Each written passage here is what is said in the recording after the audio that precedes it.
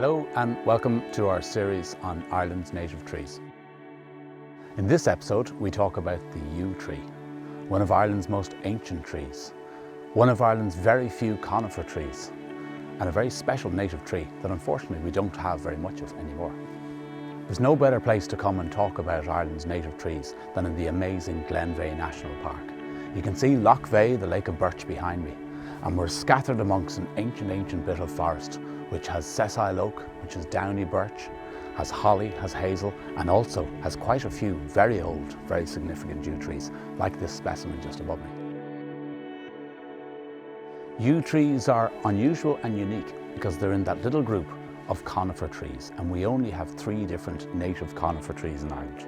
Conifer trees are so common now, with Sitka spruce, noble fir and others having been planted in large plantations all over the country.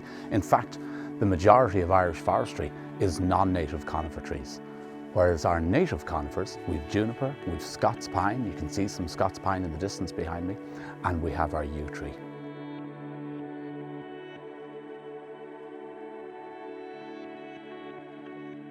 Yew trees are believed to have been in Ireland for at least 9,000 years. Pollen records date them back to that time. They've been here for a very long time, since the ice retreated effectively, amongst some of the very first trees that came into Ireland. And they would have been scattered, like you see them now, in amongst native forest when all of Ireland was covered in trees. And our traditional yew trees that we think of in churches and in graveyards that stick up, they're a different kind of thing. They're a hybrid version that only appeared in the 1700s. This spreading out tree that we see here is our native common yew tree, that if you're lucky enough to come across one in a native forest, this is what you'll see.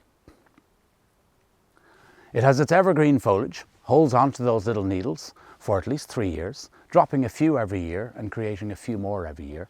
It's a very slow growing tree. And it's often been used in Irish culture, Irish folklore in the past, as both a symbol of life and a symbol of death.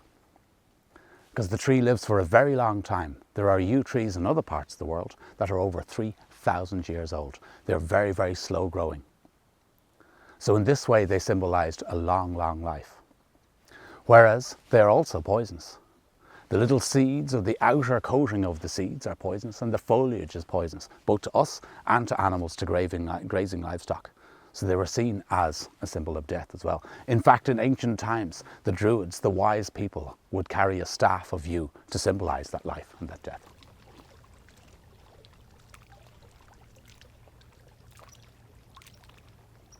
So to identify our native yew trees in the wild and forests like this, they have the little needles that are pretty much opposite each other and spread out in a flattened kind of way.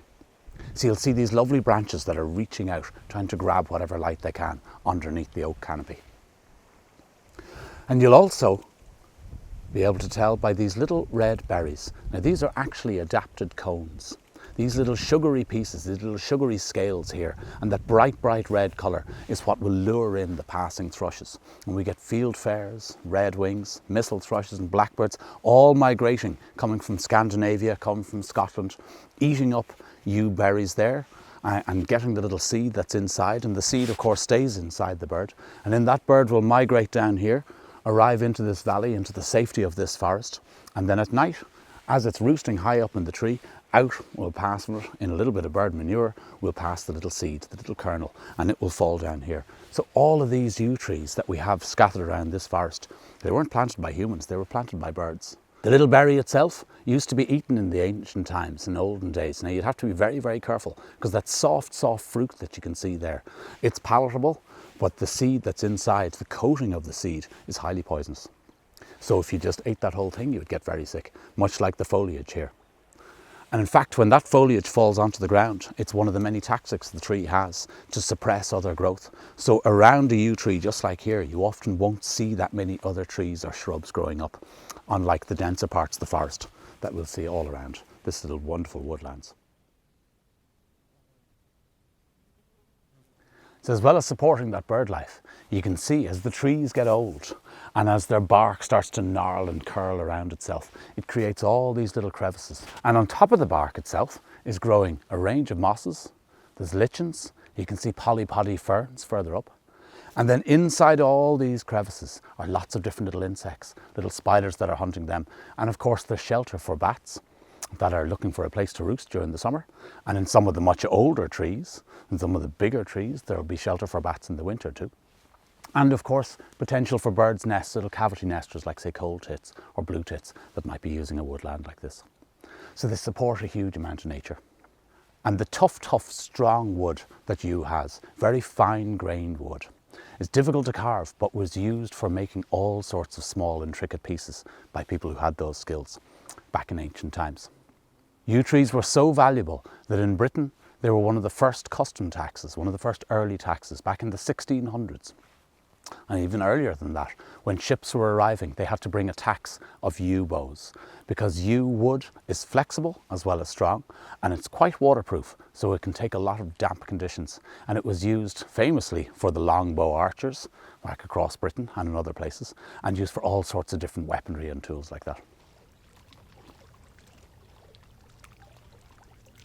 Yew trees are associated with graveyards, and that's quite common across Ireland. And they were often planted here, going right back to very, very old times. They were planted as a way of dissuading people from bringing in their livestock, as the foliage is poisonous, and also perhaps to protect the graves themselves, so badgers and other creatures like that wouldn't be digging in amongst everything that is here. The type of yew trees that we get in graveyards are quite different to our native trees that we have in our forests. They have a very upright stance. They've sometimes been likened to Italian cypress, those tall, thin, graceful trees that you'll see in Italy and elsewhere. They were first discovered around about 1740 in Florence Court in County Fermanagh, and it's believed that they are a hybridised version of our native tree. But this is the common one that you'll see in graveyards, and in fact is what an awful lot of Irish people will now think of as a yew tree. As well as their upright stance, a way to distinguish these trees from the ones that we saw in the woods is that their foliage, much like fir trees and other conifer trees, but it goes all the way around the branch as opposed to spreading out and being opposite each other. So the berry, or adapted scale really, that fruity little body with the kernel inside, the little seed inside, is very similar to the ones that we'll see in our wild woods, in our ancient native woods. But the rest of the tree is quite different.